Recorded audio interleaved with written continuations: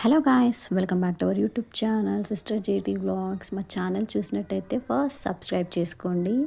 ఇది ఎక్కడ అనుకుంటున్నారా? మా అమ్మాయమ్మ టెంపుల్ అండి.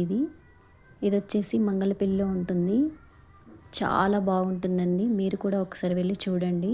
మేమైతే ఇక్కడ వచ్చేసాము. నేను మా సిస్టర్ వాళ్ళ ఫ్యామిలీతో వచ్చాము.